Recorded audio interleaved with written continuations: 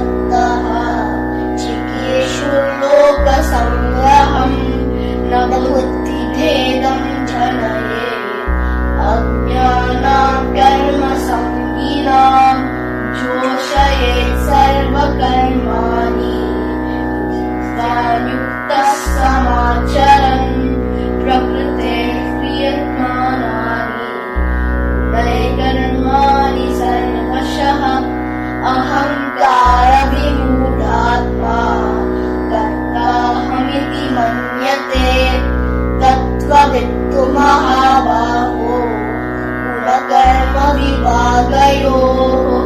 गुणागुणेषु वर्तन्ते इति मत्वा न सज्जते प्रकृतेर्गुणसम्मूढाः सज्जन्ते गुणकर्मसु तान् कृत्स्नविदो मन्दाः कृत्स्नभिन्न विचारयेत् मयि सर्वाणि कर्माणि सन्न्यस्याध्यात्मचेतसा निराशीर्निर्ममो भूत्वा। ಓಂ ಶ್ರೀ ಗುರುಭ್ಯೋ ನಮಃ. ವಸುದೇವಸುತಂ ದೇವಂ ಕಂಸಚಾಣೂರಮರ್ದನಂ ದೇವಕೀ ಪರಮಾನಂದಂ ಕೃಷ್ಣಂ ವಂದೇ ಜಗದ್ಗುರುಂ. 22ನೇ ಶ್ಲೋಕದಲ್ಲಿ ತ್ರಿಷು ಲೋಕೇಶು ಅಂತಂದರೆ 3 ಲೋಕದಲ್ಲಿ, ಕಿಂಚಿನ್ ಅಂತಂದರೆ ಯಾವುದೇ, ಕರ್ತವ್ಯಂ ನ ಅಸ್ತಿ ಅಂದರೆ ಕೆಲಸ ಕರ್ತವ್ಯ ಇಲ್ಲ, ಚ ಅಂದರೆ ಮತ್ತು, ಅವಾಪ್ತವ್ಯಂ ಅಂತಂದರೆ ಪಡೆಯುವಂಥ ಯೋಗ್ಯ ವಸ್ತು, ಅನಾವಾಸ್ತಂ ಅಂತಂದರೆ ನ ಪ್ರಾಪ್ತಿ ಅಂತಂದ ಹಾಗೆ, ಕರ್ಮಣಿ ಅಂದರೆ ಏವ ಆದರೂ ನಾನು, ಕರ್ತವ್ಯ ಅಂದರೆ ಕರ್ಮ, ವರ್ತೆ ಅಂದರೆ ತೊಡಗಿದ್ದೇನೆ ಅಂತ ಅರ್ಥ. ಅಂದರೆ ಲೋಕ ಕಲ್ಯಾಣಕ್ಕಾಗಿ ಲೋಕ ಸಂಗ್ರಹ ಪುಷ್ಟಿ ಮಾಡುತ್ತಾರೆ. ಹೇ ಪಾರ್ಥ, ನನಗೆ 3 ಲೋಕದಲ್ಲೂ ಯಾವುದೇ ಕರ್ತವ್ಯ ಇರುವುದಿಲ್ಲ ಮತ್ತು ಪಡೆಯುವಂಥ ಯೋಗ್ಯ ವಸ್ತು ಕೂಡ ಸಿಗುವುದಿಲ್ಲ. ಆದರೂ ನಾನು ಕರ್ತವ್ಯ ಕರ್ಮದಲ್ಲಿ ತೊಡಗಿದ್ದೇನೆ ಅಂತ ಶ್ರೀಕೃಷ್ಣ ಪರಮಾತ್ಮ ಪಾರ್ಥನಿಗೆ ಹೇಳ್ತಾರೆ. ಅಂದರೆ ಯಾವುದೇ ಒಂದು ಲೋಕದಕ್ಕೆ ಸೀಮಿತವಾಗಿಲ್ಲ ಪರಮಾತ್ಮ. ತನಗೆ ಯಾವುದೇ ಕರ್ತವ್ಯವಿಲ್ಲ. ಕಾರಣ, ಮನುಷ್ಯ ಪ್ರಾಣಿ ಪಕ್ಷಿ ಏನಾದರೂ ಪಡೆಯಲೆಂದೇ ಕೆಲಸ ಮಾಡುತ್ತವೆ, ಹೊಟ್ಟೆಪಾಡಿಗೆ, ಮಕ್ಕಳಿಗೆ, ಮನೆಗೆ, ಇನ್ಯಾವುದಕ್ಕೋ. ಆದರೆ ಪರಮಾತ್ಮನಿಗೆ ಏನೂ ಪಡೆಯಬೇಕಾಗಿಲ್ಲ. ಮನುಷ್ಯನಿಗೆ ಶ್ರೇಯಸ್ಸಾಗಬೇಕೆಂದರೆ ತನಗಾಗಿ ಏನನ್ನು ಮಾಡದೆ ಲೋಕ ಕಲ್ಯಾಣಕ್ಕೆ ಮಾಡಬೇಕು. ಅವನ ಸ್ಥೂಲ ಶರೀರದಿಂದ ಆದ ಕ್ರಿಯೆ, ಸೂಕ್ಷ್ಮ ಶರೀರದಿಂದ ಆದ ಚಿಂತನೆ, ಕಾರಣ ಶರೀರದಿಂದಾದ ಸ್ಥಿರತೆ ಅಂದರೆ ಕ್ರಿಯೆ, ಚಿಂತನೆ, ಸ್ಥಿರತೆ, ಈ 3 ಕೂಡ ಅವನ ಸ್ಥೂಲ, ಸೂಕ್ಷ್ಮ ಮತ್ತು ಕಾರಣ ಶರೀರದಿಂದ ಬರುವಂಥದ್ದು. ಕೇವಲ ಬೇರೆಯವರ ಹಿತಕ್ಕಾಗಿಯೇ ಇವುಗಳನ್ನು ಬಳಸಬೇಕು. ಜಗತ್ತಿನ ಸಕಲ ಜೀವಿಗಳಲ್ಲಿ ಕೇವಲ ಮಾನವನಿಗೆ ಈ ಅರಿವು ಮೂಡಲು ಸಾಧ್ಯ.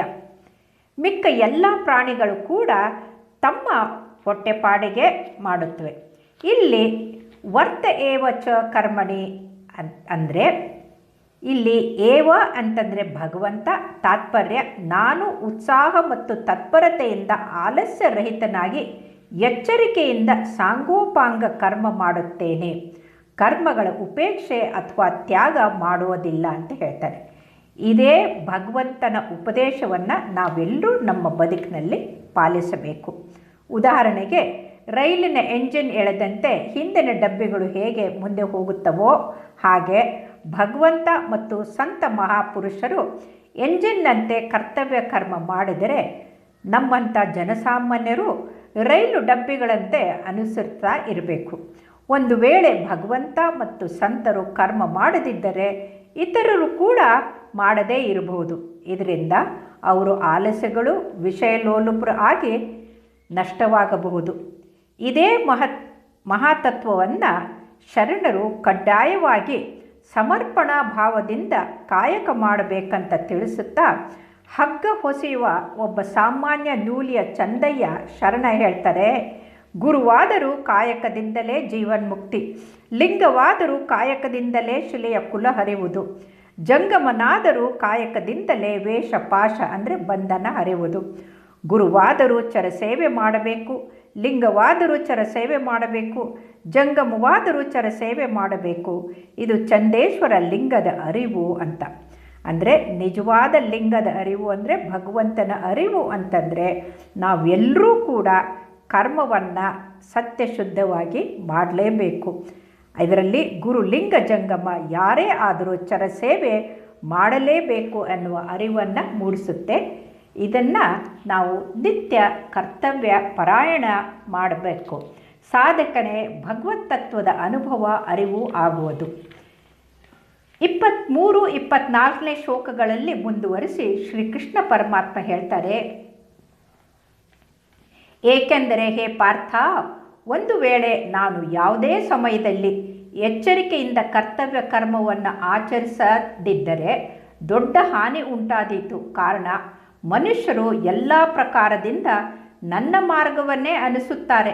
ಒಂದು ವೇಳೆ ನಾನು ಕರ್ಮ ಮಾಡದಿದ್ದರೆ ಆ ಎಲ್ಲ ಜನರು ನಷ್ಟಭ್ರಷ್ಟರಾಗುವರು ಮತ್ತು ನಾನು ವರ್ಣ ಸಂಕರತೆಯನ್ನುಂಟು ಮಾಡುವಂತಾಗುತ್ತದೆ ಹಾಗೂ ಸಮಸ್ತ ಪ್ರಜೆಗಳನ್ನು ನಷ್ಟವಾದಂತೆ ಆಗುತ್ತದೆ ಅಂತ ಹೇಳ್ತಾರೆ. ಇಲ್ಲಿ ಯದಿ ಹ್ಯಯ್ಯಂ ನ ವರ್ತೇಯಂ ಜಾತು ಕರ್ಮಣ್ಯ ತದ್ರಿತಃ ಅಂತಂದರೆ ನಾನು ಎಚ್ಚರಿಕೆಯಿಂದ ಕರ್ಮ ಮಾಡುತ್ತಿದ್ದೇನೆ. ಯಾಕಂದರೆ ನಾವೆಲ್ಲರೂ ಪರಮಾತ್ಮನಂತೆ ಅನುಸರಿಸೋದ್ರಿಂದ ನಾವು ಪರಮಾತ್ಮ ಕರ್ತವ್ಯವನ್ನು ಅತ್ಯಂತ ಎಚ್ಚರಿಕೆಯಿಂದ ಮಾಡ್ತಾ ಇದ್ದಾರೆ ಅಂತ ಹೇಳ್ತಾರೆ. ಅತಂದ್ರಿತ ಅಂತಂದರೆ ಕರ್ತವ್ಯ ಕರ್ಮ ಮಾಡುವಲ್ಲಿ ಆಲಸ್ಯ ಪ್ರಮಾದ ಮಾಡಬಾರ್ದು. ಇಲ್ಲದಿದ್ದರೆ ಅಮೂಲ್ಯ ಜೀವನ ವ್ಯರ್ಥವಾಗುವುದು. ಈ ಬದುಕು ಮನುಷ್ಯನಾಗಿ ಹುಟ್ಟೋದು ಅಮೂಲ್ಯ, ಅದು ಪರಮಾತ್ಮನನ್ನು ಸೇರಲು ಅದು ವ್ಯರ್ಥವಾಗುತ್ತದೆ ಅಂತ. ಕರ್ಮದಲ್ಲಿ ಆಲಸ್ಯ ಪ್ರಮಾದ ತರದೆ ಎಚ್ಚರಿಕೆ ತತ್ಪರತೆಯಿಂದ ಮಾಡುವುದರಿಂದ ಬಂಧನ ಮುಕ್ತವಾಗುವುದು ಅಂತ ಹೇಳ್ತಾರೆ. ಉದಾಹರಣೆಗೆ, ಒಣಗಿದ ಮರ ಟೊಂಗೆ ಬೇಗ ಮುರಿದು ಬೀಳುತ್ತದೆ. ಹಾಗೆ ಯಾರು ಆಲಸ್ಯ ಪ್ರಮಾದದಿಂದ ಶಿಥಿಲಗೊಂಡಂಥ ಕರ್ಮದಿಂದ ಸಂಬಂಧ ವಿಚ್ಛೇದವಾಗುವುದಿಲ್ವೋ ಅಂಥವರು ಕೂಡ ಬೇಗನೆ ನಾಶ ಆಗ್ತಾರೆ. ಮಮ ವರ್ತಾನು ವರ್ತಂತೆ ಮನುಷ್ಯ ಪಾರ್ಥ ಸರ್ವಶಃ ಅಂತ ಹೇಳ್ತಾರೆ. ಅಂದರೆ ನನ್ನ ಮಾರ್ಗವನ್ನು ಅನುಸರಿಸುವವರೇ ನಿಜವಾಗಿ ಮನುಷ್ಯರೆಂದು ಹೇಳಿಕೊಳ್ಳಲು ಯೋಗ್ಯರಾಗಿದ್ದಾರೆ. ಇದರ ತಾತ್ಪರ್ಯ, ಯಾರು ಭಗವಂತನನ್ನು ಆದರ್ಶವಾಗಿಟ್ಟುಕೊಂಡು ನಿಸ್ವಾರ್ಥ ನಿಷ್ಕಾಮ ಸೇವೆಯನ್ನು ಲೋಕಹಿತಕ್ಕಾಗಿ ಮಾಡದೆ ಆಲಸ್ಯಗಳಾಗಿ ಪ್ರಮಾದ ಎಸಗಿ ಕೇವಲ ಅಧಿಕಾರ ಆಸೆಗೆ ಬಲಿಯಾಗುತ್ತಾರೋ ಅವರು ಆಕಾರದಲ್ಲಿ ಮಾತ್ರ ಮನುಷ್ಯರಾಗಿರ್ತಾರೆ, ಆದರೆ ಅವರು ನಿಜವಾಗಲೂ ಅಯೋಗ್ಯರು ಅಂತ ಸ್ಪಷ್ಟವಾಗಿ ತಿಳಿಸ್ತಾರೆ. ಮನುಷ್ಯರು ಪ್ರಪಂಚದಲ್ಲಿ ಹೇಗಿರಬೇಕೆಂದು ತಿಳಿಸದೆ ಈ ಜಗತ್ತಿನಲ್ಲಿ ಅವತರಿಸಿ ಮಾರ್ಗದರ್ಶನ ಮಾಡುತ್ತಿದ್ದಾರೆ ಭಗವಂತ. ಪ್ರಪಂಚ ತನಗಾಗಿ ಅಲ್ಲ, ತಾನು ಪ್ರಪಂಚಕ್ಕಾಗಿ ಎಂದು ಅರಿಯುವುದೇ ವಿದ್ಯೆ. ಆದರೆ ಇಂದು ಹಲವು ಡಿಗ್ರಿಗಳನ್ನು ಪಡೆದು ನಿಸ್ವಾರ್ಥ ಸೇವೆ ಮಾಡುವುದನ್ನು ಮರೆತು ಸ್ವಾರ್ಥಿಗಳಾಗಿ ಸಮಾಜ ದ್ರೋಹಿಗಳಾಗಿ ಎಜುಕೇಟೆಡ್ ಮಾನ್ಸ್ಟರ್ಸ್ ಆಗ್ತಾ ಇರೋದನ್ನು ನಾವು ಕಂಡಿದ್ದೇವೆ. ಅದರ ಬದಲು ಪ್ರಪಂಚವೇ ಒಂದು ವಿಶ್ವವಿದ್ಯಾಲಯ. ಇಲ್ಲಿ ಕಾಮನೆ, ಸ್ವಾರ್ಥ, ಮೋಹ ತ್ಯಾಗ ಮಾಡಿ ಬೇರೆಯವರ ಹಿತಕ್ಕಾಗಿ ಕರ್ಮ ಮಾಡಿ ಶ್ರೇಯಸ್ಸಿನ ಹಾದಿಯಲ್ಲಿ ನಡೆದು ಉದ್ಧಾರವಾಗಬೇಕು. ಅದಕ್ಕಾಗಿ ಅಪ್ಪ, ಅಮ್ಮ, ಅಜ್ಜ, ಅಜ್ಜಿ, ಅಣ್ಣ, ತಮ್ಮ, ಅಕ್ಕ, ತಂಗಿ ಎಲ್ಲರೂ ಒಬ್ಬರು ಮತ್ತೊಬ್ಬರನ್ನು ರಕ್ಷಿಸುತ್ತಾ ತಮ್ಮ ತಮ್ಮ ಕರ್ತವ್ಯವನ್ನು ನಿಸ್ವಾರ್ಥವಾಗಿ ಮಾಡಬೇಕು. ಅದರ ಬದಲು ಮನೆಯಲ್ಲೇ ಜಗಳಾಡಿಕೊಂಡು ಸಮಾಜದಲ್ಲೂ ಕಲಹ ಮಾಡಿಕೊಂಡು ಅಶಾಂತಿ ಹಬ್ಬಿಸುವುದು ಅದು ವಿದ್ಯಾವಂತರ ಲಕ್ಷಣವಾಗಬಾರದು. ತಮ್ಮ ಕರ್ತವ್ಯ ಮಾಡದೆ ಆಲಸ್ಯಗಳಾಗಬಾರದು. ಇಂಥವರಲ್ಲಿ ತಾಮಸಿ ಗುಣ ಒಂದು ಬಂದು ವಿಷಯ ಲೋಲುಪರಾಗಿ ಅಧೋಗತಿಗೆ ತಲುಪುತ್ತಾರೆ. ಅಧೋಗಚ್ಚಂತಿ ತಾಮಸಃ ಅನ್ನುವಂತೆ ಭಗವಂತ ಹೇಳ್ತಾನೆ. ಇತ್ತೀಚೆಗೆ ವೈದ್ಯಕೀಯ ವಿದ್ಯಮಾನಗಳು ಕೂಡ ಇದು ಸತ್ಯ ಅಂತ ತೋರಿಸಿವೆ. ಯಾರು ತಾಮಸಿ ಆಲಸಿ ವ್ಯಕ್ತಿಗಳಾಗಿ ಕುಡಿದು ತಿಂದು ಸೇದಿ ಹೃದಯಾಘಾತದಿಂದ ಬೇಗನೆ ಅಕಾಲಿಕವಾಗಿ ಸಾಯುತ್ತಾರೆ ಎಂದು ನಮ್ಮ ವಿಜ್ಞಾನ ತೋರಿಸಿದೆ. ಆದ್ದರಿಂದ ಈ ಅಧೋಗತಿಗೆ ಹೋಗದೆ ತಾಮಸಿಗಳಾಗದೆ ನಾವು ಸದಾ ಸೇವಾ ತತ್ಪರರಾಗಿರಬೇಕು. ಸಂಕರಸ್ಯ ಚಕರ್ತ ಸ್ಯಾಮುಪಃ ನ್ಯಾಮಿಯಾಮ ಪ್ರಜಾಹ ಅಂತಂದರೆ, ನಾನು ಕರ್ತವ್ಯ ಕರ್ಮವನ್ನು ಮಾಡದಿದ್ದರೆ ಎಲ್ಲ ಜನರು ನಷ್ಟಭ್ರಷ್ಟರಾಗುವರು. ಆಗ ಅವರ ನಷ್ಟಕ್ಕೆ ನಾನೇ ಕಾರಣ ಆಗುವೆ. ಆದರೆ ಹೀಗೆ ಆಗುವುದಿಲ್ಲ. ಸಂಕರ ಅಂತಂದರೆ ಪರಸ್ಪರ ವಿರುದ್ಧ ಭಾವ ಒಂದಾಗುವುದು ಅಂತ. ಮೊದಲೇ ಅಧ್ಯಾಯದಲ್ಲಿ 40-41ನೇ ಶ್ಲೋಕದಲ್ಲಿ ಯುದ್ಧವಾಗಿ ಯುವಕರು ಸತ್ತರೆ ಕುಲಸ್ತ್ರೀಯರು ದೂಷಿತರಾಗಿ ವರ್ಣಸಂಕರತೆ ಆಗುವುದು ಅಂತ ಅರ್ಜುನ ಹೇಳಿರ್ತಾನೆ.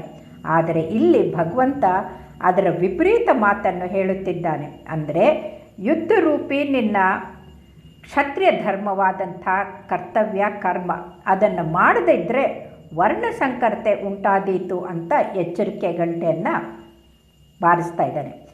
ಭಗವಂತ ಉದಾಹರಣೆಗೆ ಹೇಳ್ತಾನೆ, ನಾನು ಕರ್ತವ್ಯ ಮಾಡದಿದ್ದರೆ ಕರ್ಮ ಧರ್ಮ ಉಪಾಸನೆ ವರ್ಣ ಆಶ್ರಯ ಎಲ್ಲದರಲ್ಲೂ ತನ್ನಿಂದ ತಾನೇ ಸಂಕರತೆ ಬಂದು ಬಿಟ್ಟಿತು ಎಂದು ಹೇಳುತ್ತಾರೆ. ಇದರ ಅರ್ಥ ಅರ್ಜುನ ಯುದ್ಧರೂಪಿ ಕರ್ತವ್ಯ ಮಾಡುವುದರಿಂದ ಅಲ್ಲ, ಕರ್ತವ್ಯ ಮಾಡದೇ ಇರುವುದರಿಂದ ಸಂಕರತೆ ಬರುವುದು ಅಂತ ತಿಳಿಸ್ತಾ ಇದ್ದಾರೆ. ಈ ಅವತಾರದಲ್ಲಿ ಸ್ವತಃ ಭಗವಂತ ಅರ್ಜುನನ ಸಾರಥಿಯಾಗಿ ತತ್ಪರತೆಯಿಂದ ಲೋಕ ಕಲ್ಯಾಣಕ್ಕೆ ಲೋಕಕ್ಕೆ ಆದರ್ಶ ಪುರುಷನಾಗಿ ಮಾರ್ಗದರ್ಶನ ಮಾಡ್ತಾ ಇದ್ದಾರೆ. ಮುಂದಿನ 25-26ನೇ ಶ್ಲೋಕದಲ್ಲಿ ಜ್ಞಾನಿ ಮಹಾಪುರುಷರು ಕೂಡ ಕರ್ಮ ಮಾಡುವಾಗ ಎಚ್ಚರಿಕೆಯಿಂದ ಇರಬೇಕು ಅಂತ ಹೇಳ್ತಾರೆ. ಹೀಗೆ ಭಗವಂತ ಹೇಳ್ತಾರೆ, ಹೇ ಭರತ ವಂಶೋದ್ಭವ ಅರ್ಜುನ, ಕರ್ಮದಲ್ಲಿ ಆಸಕ್ತರಾದ ಅಜ್ಞಾನಿಗಳು ಯಾವ ಪ್ರಕಾರ ಕೆಲಸ ಮಾಡುತ್ತಾರೋ ಹಾಗೆಯೇ ಆಸಕ್ತರಾದ ತತ್ವಜ್ಞ ಮಹಾಪುರುಷರು ಕೂಡ ಕರ್ಮ ಮಾಡಬೇಕು. ಆದರೆ ಸ್ವಂತಕ್ಕಲ್ಲ, ಲೋಕ ಸಂಗ್ರಹ ಮಾಡಲು ಎಚ್ಚರಿಕೆಯಿಂದ ಮಾಡಬೇಕು. ಆಸಕ್ತಿಯುಳ್ಳ ಅಜ್ಞಾನಿಗಳಲ್ಲಿ ಬುದ್ಧಿ ಭ್ರಮೆ ಬರದಂತೆ ಅವರಿಂದಲೂ ಒಳ್ಳೆಯ ರೀತಿಯಲ್ಲಿ ಕರ್ಮ ಮಾಡಿಸಬೇಕು ಅಂತ ಹೇಳ್ತಾರೆ ಶ್ರೀಕೃಷ್ಣ ಪರಮಾತ್ಮ. ಸತ್ತಾಹ ಕರ್ಮಣ್ಯ ವಿದ್ವಾಂಸೋ ಯಥಾ ಕರ್ಮಂತಿ ಭಾರತ ಅಂತಂದರೆ ಶಾಸ್ತ್ರ ಪದ್ಧತಿ ಮತ್ತು ಶಾಸ್ತ್ರವಿಹಿತ ಶುಭ ಕರ್ಮದಲ್ಲಿ ಸಂಪೂರ್ಣ ಶ್ರದ್ಧೆ ವಿಶ್ವಾಸವಿರುವಂಥ ಮನುಷ್ಯ ತತ್ವಜ್ಞ ಅಲ್ಲ, ದುರಾಚಾರಿಯೂ ಅಲ್ಲ. ಅವನಿಗೆ ಶಾಸ್ತ್ರದ ಜ್ಞಾನ ಇದೆ, ಆದರೆ ತತ್ವಜ್ಞಾನ ಇಲ್ಲ. ಅವನು ದುರಾಚಾರಿ ಅಲ್ಲ, ಆದರೆ ತಾನು ಮಾಡುವ ಕರ್ಮದಿಂದ ಫಲಭೋಗ ತನಗೆ ಒಳ್ಳೆಯದಾಗಲಿ ಅನ್ನುವಂಥ ಒಂದು ಭಾವನೆಯಿಂದ ಆಸಕ್ತಿಯಿಂದ ಮಾಡ್ತಾ ಇದ್ದಾರೆ. ಇಂಥವರಿಗೆ ಇಲ್ಲಿ ಸಕ್ತಾಹ ಅಂತಂದರೆ ಅವಿದ್ವಾಂಸ ಪದಗಳನ್ನು ಬಳಸಿದ್ದಾರೆ. ಅಂದರೆ ಅವರಲ್ಲಿ ಆಸಕ್ತಿಯೂ ಇದೆ, ಅವರು ವಿದ್ವಾಂಸರು ಅಲ್ಲ ಅಂತ. ಹಾಗಾಗಿ ಇವರು ಜ್ಞಾನಿಗಳು ಅಜ್ಞಾನಿಗಳು ಅಂತ ಕರೀತಾರೆ ಪರಮಾತ್ಮ. ಇವರು ಶಾಸ್ತ್ರಜ್ಞರಾದರೂ ತತ್ವಜ್ಞಾನಗಳಲ್ಲ. ಇವರು ಶಾಸ್ತ್ರದ ಪ್ರಕಾರ ಕರ್ಮ ಮಾಡಿದರೂ ತಮಗಾಗಿ ಒಳ್ಳೆಯ ಕರ್ಮ ಫಲ ಸಿಗಲಿ ಎನ್ನುವ ಆಸೆಯಿಂದ ಮಾಡುತ್ತಿದ್ದಾರೆ. ಹಾಗಾಗಿ ಕರ್ಮ ಮಾಡುವಾಗ ಕುಂದುಕೊರತೆಯಾದರೆ ಅವುಗಳ ಫಲ ಕೊರತೆ ಆಗುವುದು, ಎಲ್ಲೂ ತನಗೆ ತೊಂದರೆ ಆಗ್ಬೋದು, ಲಾಭ ಕಡಿಮೆ ಆಗುವಂಥ ಧೋರಣೆ ಇವರಲ್ಲಿದೆ. ಕುರ್ಮ ದ್ವಿಂದ್ವಾಸ್ತದ ಸಕ್ತ ಶ್ರೀಕೃಷ್ಣಲೋ ಸಂಗ್ರಹ ಅಂತಂದರೆ ಕಾಮನೆ ಮೋಹ ವಾಸನೆ ಪಕ್ಷಪಾತ ಸ್ವಾರ್ಥ ಸರ್ವಥಾ ಇರುವುದಿಲ್ಲವೋ ಮತ್ತು ಶರೀರಾದಿ ಪದಾರ್ಥಗಳಲ್ಲಿ ಕಿಂಚಿತ್ತಾದರೂ ಸೆಳೆತ ಇಲ್ಲವೋ ಇಂಥ ತತ್ವಜ್ಞರನ್ನು ಅಸಕ್ತಃ ಮತ್ತು ವಿದ್ವಾನ್ ಎಂದು ಕರೆಯಲಾಗಿದೆ. ಅಂದರೆ ಅವರ ಮನಸ್ಸಿನಲ್ಲಿ ಯಾವುದೇ ಥರದ ಕಾಮನೆಗಳು ಇರುವುದಿಲ್ಲ.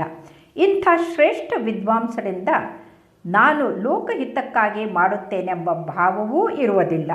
ತನ್ನಿಂದ ತಾನೇ ಸ್ವಾಭಾವಿಕವಾಗಿ ಲೋಕಹಿತದ ಕರ್ಮವಾಗುತ್ತಿರುತ್ತದೆ. ಜಗತ್ತಿನ ಜನರಿಗೆ ಇವರಲ್ಲಿ ಲೋಕ ಸಂಗ್ರಹದ ಇಚ್ಛೆ ಇದೆ ಅಂತ ಮೇಲೆ ಕಾಣಿಸಿದರೂ ಇವರಲ್ಲಿ ಯಾವುದೇ ಥರದ ಇಚ್ಛೆ ಆಸೆ ಆಕಾಂಕ್ಷೆ ಇರುವುದಿಲ್ಲ. ಪ್ರಪಂಚದ ಸೇವೆ ಮಾಡುತ್ತಿರುತ್ತಾರೆ. ಜಗತ್ತಿನಲ್ಲಿ 3 ತರಹದ ಜನರಿದ್ದಾರೆ. 1 ಅಜ್ಞಾನಿ ಅಂಧಕರು, ಸ್ವಾರ್ಥಿಗಳಾಗಿ ತಾಮಸಿಗಳಾಗಿ ಆಲಸಿಗಳಾಗಿ ಪ್ರಮಾದ ಎಸಗುತ್ತಾ ದುಷ್ಕರ್ಮ ಮಾಡುತ್ತಾ ಪರಮ ಪಾಪಿಗಳಾಗಿ ಅಧಪತನಕ್ಕೆ ಹೋಗುವಂಥ ಅಧಮರು. ಎರಡನೆಯವರು ಶಾಸ್ತ್ರಜ್ಞಾನವಿದ್ದರೂ ತತ್ವಜ್ಞಾನವಿಲ್ಲದವರು.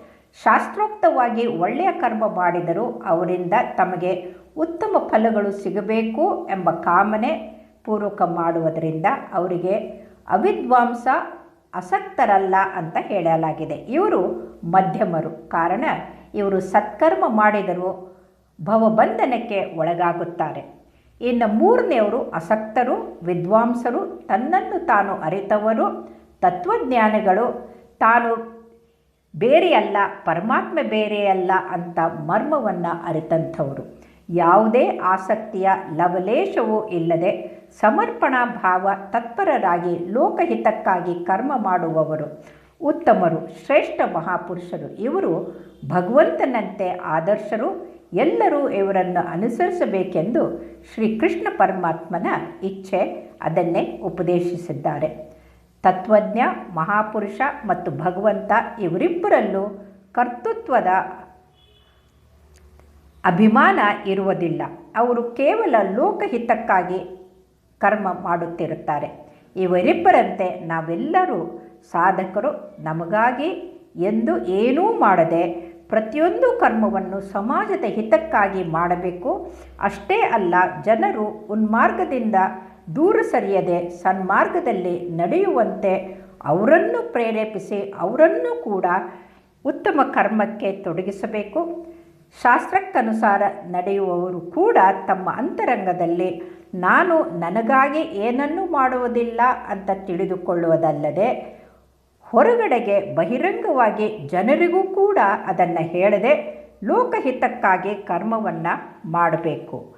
ನಾವು ಮಾಡಿದ ಕರ್ಮ ನಮಗೆ ಇಡೀ ಲೋಕಕ್ಕೆ ಒಳ್ಳೆಯದಾಗುತ್ತದೆ ಅನ್ನೋದನ್ನು ತಿಳಿದುಕೊಳ್ಬೇಕು. ಶ್ರೀಕೃಷ್ಣಾರ್ಪಣಮಸ್ತು. ಶುಭವಾಗಲಿ.